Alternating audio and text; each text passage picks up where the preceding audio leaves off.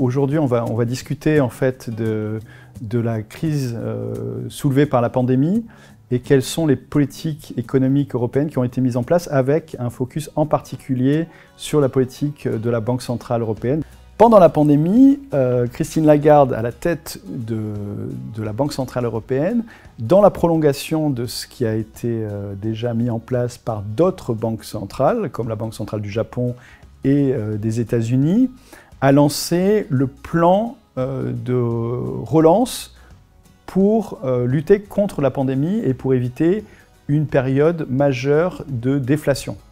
Donc elle a lancé cette opération, donc, qui était conjointe avec quelques temps plus tard, en juin 2020, la dette commune européenne et ce qu'on appelle Next Generation Europe. Donc ces deux plans se sont combinés. Donc on a une combinaison de la politique monétaire et de la politique fiscale. Cette combinaison est unique dans l'histoire puisqu'elle met en place une rupture par rapport à l'orthodoxie économique européenne qui étaient les fameux critères de Maastricht, donc de rigueur, d'austérité budgétaire et financière.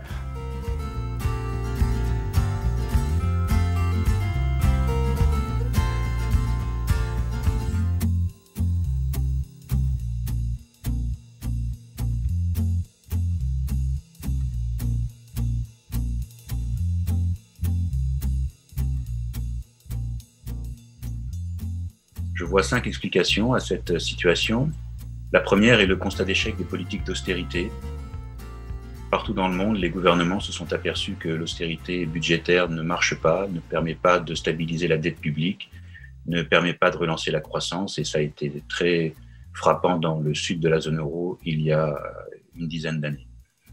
La deuxième explication est le débat sur les inégalités qui s'est immiscé dans ces questions budgétaires. Et de fait, on constate que l'austérité budgétaire creuse les inégalités de revenus et dans le cas de l'Europe, alimente les euroscepticismes de tout genre et les mouvements populistes.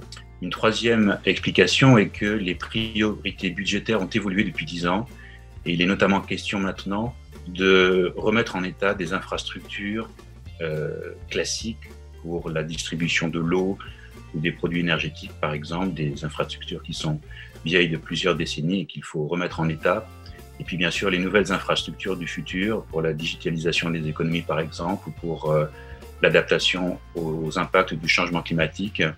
Tout ça représente des dizaines de milliards d'investissements qu'il faut faire nécessairement, et donc l'occasion est saisie en quelque sorte pour mettre en œuvre ces investissements publics indispensables.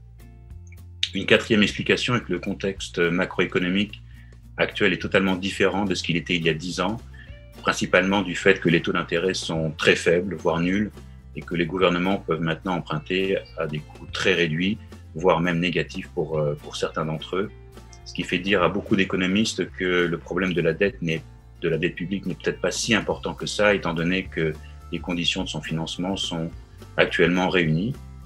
Et puis finalement, une dernière explication, simplement le fait que la gouvernance de la zone euro a bien évolué depuis 10 ans en conséquence de la crise de la zone euro d'il y a 10 ans. On a évolué vers davantage de coopération, davantage de mutualisation, davantage de fédéralisation des politiques budgétaires au sein de la zone euro, et tout ça bien sûr a contribué à ce qu'on a pu observer l'an dernier.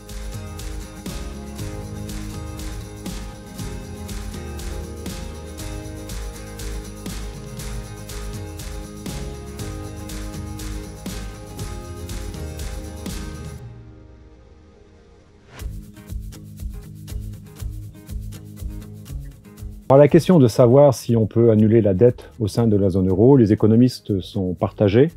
Il n'y a pas d'ailleurs que les économistes qui le soient.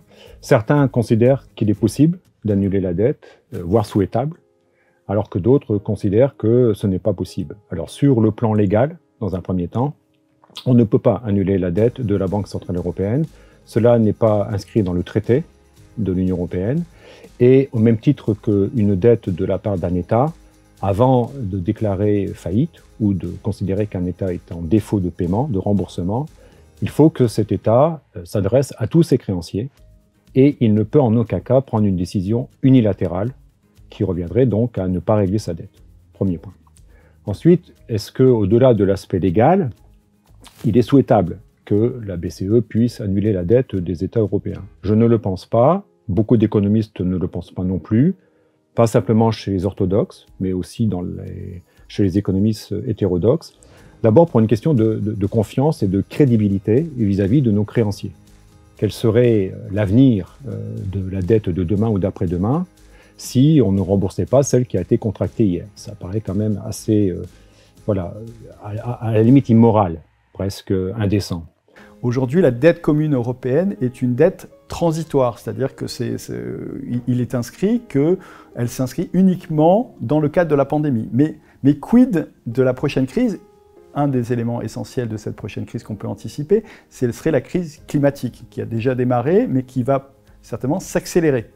Donc est-ce que l'Europe va pérenniser cette possibilité de dette commune et d'investissement commune pour financer la transition écologique, ou elle va considérer que c'est à chaque pays d'avoir son plan national, son financement national pour faire face à la crise écologique?